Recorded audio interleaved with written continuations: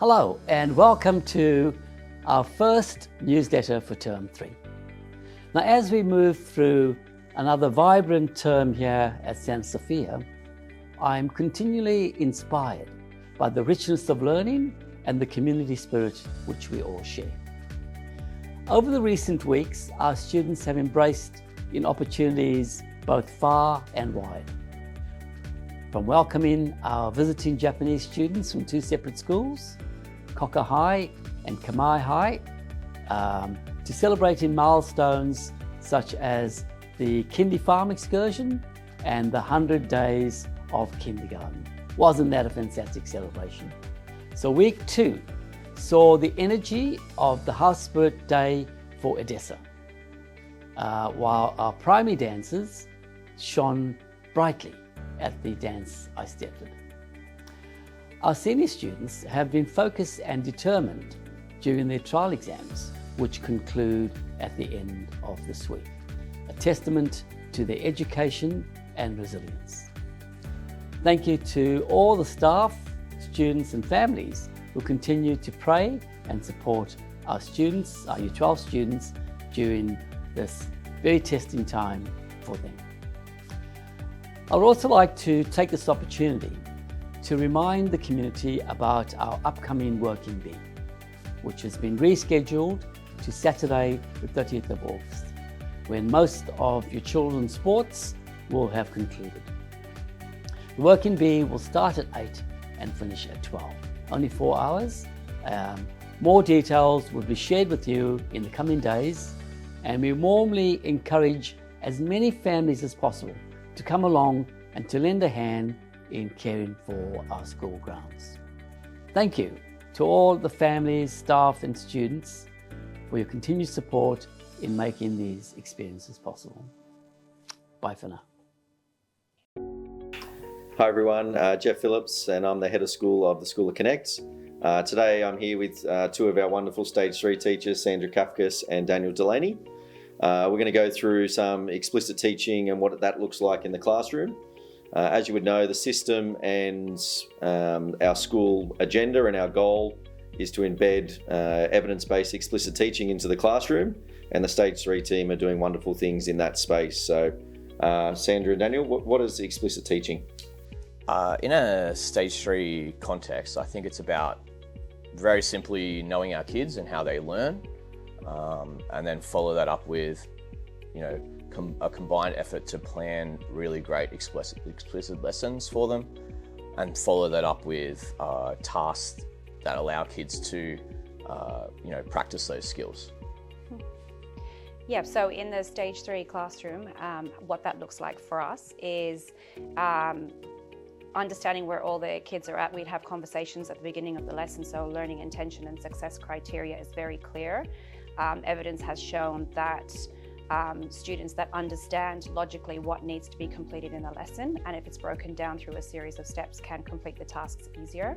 So we would have I do, we do, you do tasks as the language that we're using in Stage 3, where we go from the logical steps of explaining what the task is and modelling it to them, then giving them opportunities for guided practice, and that could be through masterclasses or group activities.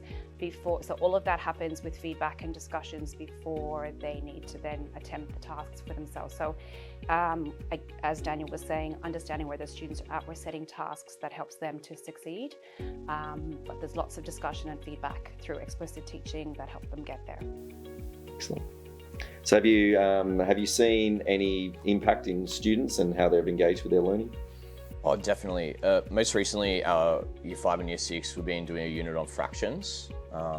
We identified that as an area of need early on in the year. So we knew when we tackled it, we had to plan, for those specific explicit lessons. And we gathered evidence through, like a group-based tasks where they sorted different fractions, decimals and percentages, and we got a lot from that, just from observations, taking some pictures through discussion, and then we were able to then differentiate our tasks and plan for masterclasses, so more of that larger group instruction, but also those smaller workshops based on the point of need that we identify throughout, whether it be the pre-assessment, the assessment we do at the beginning of a unit, or throughout when we look at the kids' books and get some feedback from them as well. And I think the kids, that what we're seeing that really helps is just helping to build their confidence and ability to complete the tasks for themselves, because they've seen through the process of us teaching it explicitly in the modelling process, and also when they have the masterclasses, their confidence is really growing, and their ability to give feedback to each other, because it's very clear on what they need to achieve in the lesson. Excellent. Well, thank you for joining us today, and thank you for unpacking explicit teaching, and thank you for all the great work that you're doing in that stage 3 space. You're welcome. Thank you. Thanks, everyone. Thank you. Hello. Today we have with us Clarissa Burgess. Clarissa's a Year 12 student at Santa Sofia, and she has recently been awarded a National A badge in netball umpiring, which is a huge achievement for somebody so young. So congratulations, Clarissa. For those people who may be watching that don't know a lot about netball, could you explain the different levels of grading in netball umpiring for us? So you have your association badges, which is where you learn all of your development and how to umpire, how to use your whistle. And then you get onto your National C badge, which is your entry-level badge. So you can start going through the Netball New South Wales pathways at state titles and all of that. And then you go into your B badge, which is where you have a little bit more development. You can start, using your vision off the ball, and a lot of B badges often go up into the pathway, and you'll find that all of the umpires in Metro League are B badges. Right. And then you have your A badge, which is where you have some of the top umpires in the state, Which is in the you. country, and they pretty much are able to umpire Premier League and all of the competitions above. And then your AA, which is the Suncorp Super Netball umpires. And is AA the highest? Yeah. So you're only one step away from the highest level. So if I was to go to an Australia versus England match, they would be AA umpires. They would be AA.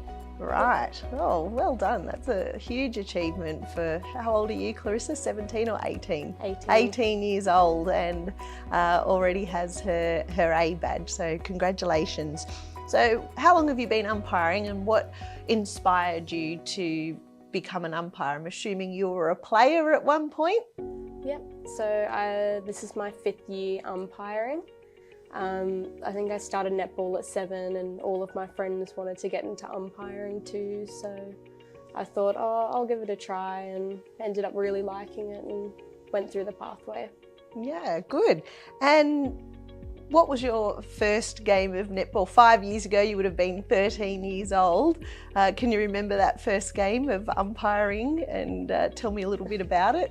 I was definitely really nervous for that, I remember. But I definitely wasn't as good as what I am now. Yes. And confidence definitely wasn't as good, but very helpful to have like all of the coaches from my club there, like the umpire coach As support. that I had, support. Otherwise, definitely wouldn't been able to do it. Yeah, for sure. Yes. Imagine as a National A, you've come across some pretty interesting situations. If you've been doing this for 5 years, what can you remember a particularly challenging game from an umpiring perspective? I think any game in Premier League that's in the home and away rounds, they tend to draw pretty big crowds in. So it gets really loud, it gets really intense, and yeah, it's sometimes pretty hard to concentrate when there's so much noise around you, and especially with the players, it's a lot harder to manage. It would be difficult for them to hear your instructions too, I would imagine. Yeah. And again, mentioning your age, but you're 18 and you're umpiring people who are much older than you. Do you find that the older players attempted to perhaps argue with you or tell you how to do your job because you are younger? I think they've sort of learnt to have a bit of a mutual respect with the umpires, and the umpires same with the players. But I think as long as you're confident in your calls, you have good communication with them, Yes. you tend to be all right with managing players on court. Yeah, and you mentioned before about the games where there's a lot of spectators. Have you found it difficult when spectators are yelling out and telling you that you've made the wrong call, or trying to tell you how to manage the game? It's definitely, like, you definitely hear them for sure, but you sort of learn to block out their comments and focus on really your performance and how the umpire coaches think you're doing. Yeah, well, it takes a lot of concentration to do that though, you mentioned communication, and I wonder, has netball umpiring helped you in other aspects of your life, like school or friendships or your part-time job, for example? Yeah, I think I've definitely gained a lot of confidence in my life just from umpiring, and also definitely gained a lot of communication skills within that. You know, being able to talk to someone, especially within interviews for jobs, and just everyday conversations with friends and everything. Yeah, for sure. Well, it's been lovely to chat with you, Clarissa, and my last question is, where do you see umpiring taking you in the future? I hope to still progress through the pathway, and maybe hopefully one day be able to umpire the National Netball Championships. I feel like it'd just be a really good experience being with all of the other national A's around the country, and yeah, hope one day that I'll be able to umpire that. Yeah, and my daughters and I, we love our Suncorp Super Netball games, and we often go to live games, so I look forward to going to a game one day and seeing you as the umpire, Clarissa. So congratulations and well done. Thank you. And in closing, I'm joined by our Leader of Formation and Mission, Dr. Chris Hayman. Chris, welcome. Thanks, Mark. Now, Chris, the Feast of the Assumption is one of the most important events on the Catholic Church's liturgical calendar. Why is that so? Yes, Mark. So the Feast of the Assumption is one of two holy day obligations for Catholics to go to church outside of the normal Sundays of the year. So there's Christmas, because that doesn't always fall on a Sunday, and the Feast of the Assumption. And basically it's Mary being, at the conclusion of her earthly life, being taken up to heaven. And it might seem like, a bit of a mythical story or something like that, but it's very important to the Catholic understanding, Catholic teaching on the body, on Mary's relationship with her son. And it's only natural that Jesus, by virtue of his resurrection, then ascended into heaven 40 days after Easter, and his mother, being so close to him, joins him going up to heaven, being taken up to heaven, body and soul. And that reminds us also of our bodies. Our bodies aren't just matter to go into the ground at the end of our life, but that our bodies will be resurrected in the second coming. Well done. And last week we celebrated this wonderful whole school mass. Talk to us more about that. Yeah, so because it's a day of holy obligation, Father Carlos makes it a priority to have a whole college mass for all students K to 12. And it's a very important celebration as a college community to recognise Mary being our mother, being the mother of Jesus, being mother of the church.